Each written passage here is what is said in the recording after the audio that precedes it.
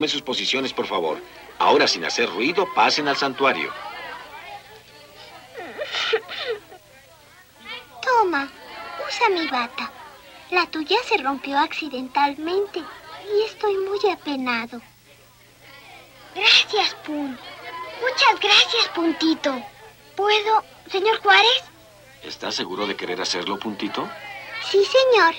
Está bien. ¡Ah! Te queda muy bien. ¿Sabes una cosa, Pun? Mis abuelitos están aquí. Estoy muy orgulloso por lo que hiciste, Pun. Has puesto en práctica exactamente lo que cantaremos hoy. Ahora ve con tus padres y diles que te he asignado una tarea muy especial esta mañana. Y después del servicio, ven a darme tu personal opinión sobre cómo cantó el coro. Con mucho gusto, señor Juárez. Lo haré. Ya lo creo que lo haré.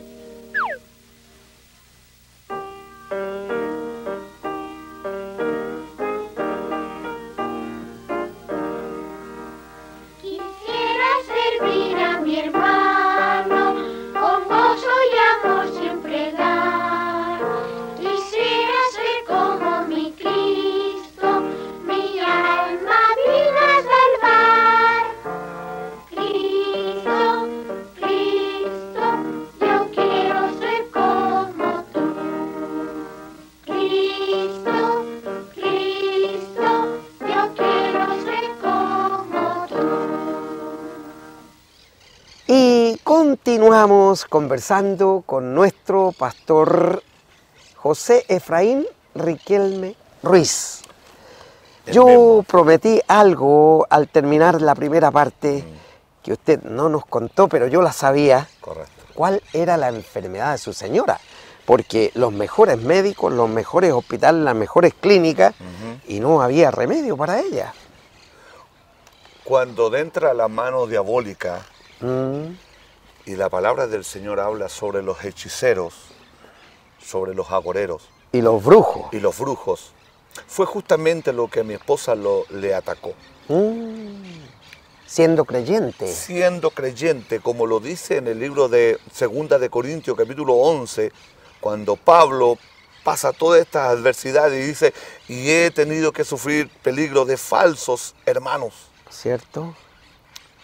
porque uno se encuentra con ellos también. Pero claro, y esos son los lobos vestidos con piel de oveja, que están adentro, no están afuera. Adentro, cuando hay intereses de por medio. Claro. Y uno muchas veces juega con el pecado. Y a mi esposa, un par de mujeres Ya. le hicieron hechicería, con tal de matarla, con tal de exterminarla, con tal de que... Desapareciera. Desapareciera, porque era mejor yo viudo que casado. Mire. Mis hijos no eran nada de feo y podrían haber sido fácilmente adoptados como hijos. Pero sin embargo, había un llamado. Sin embargo, Dios había hablado en el año 93 y había dicho, yo te necesito para mi ministerio pastoral. Claro. Entonces, no podía ser otra.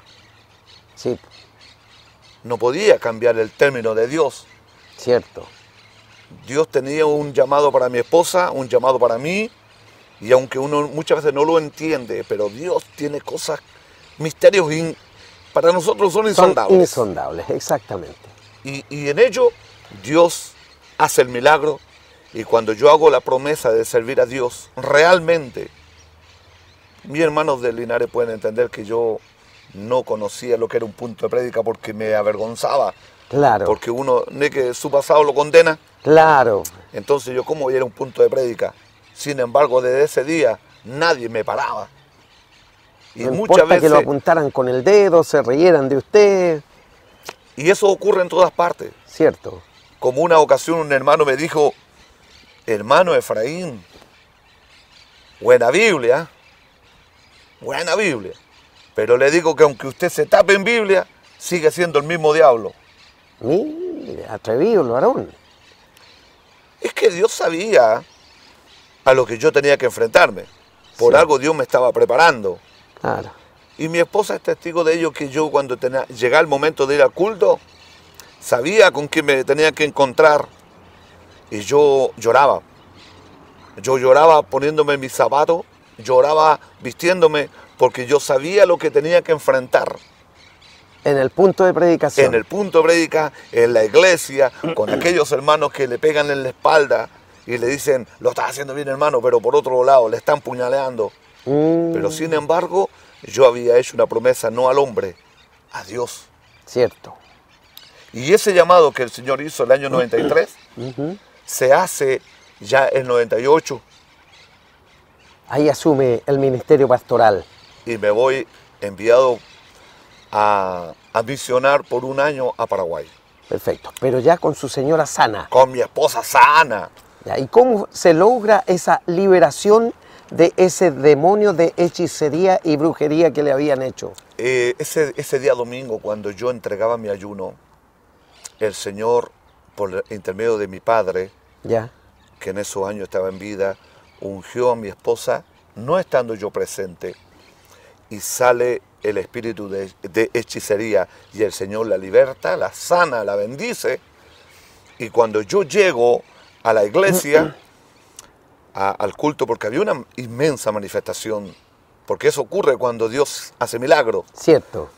Y había una gran manifestación en nuestra iglesia, y dentro yo, cuando llega un hermano joven, un hermano muy buen hermano, joven, no sé si podría llamarle por su nombre, Sí, ¿cómo pero no? el hermano Joaquín Toro, él va hasta los pies de mi amada esposa y la abraza de los pies. Oh, Y yo estaba con mi esposa abrazado, porque mi esposa no podía caminar, no podía andar, tenía que ser llevada. Y este hermano Joaquín abraza a mi esposa de los pies y le dice, perdóname, hermana Charito, perdóneme, hermano Efraín, porque el Señor me había revelado quiénes habían hecho esta brujería para con su esposa y para usted, hermana Charito. Pero yo fui cobarde. cayó. Yo callé.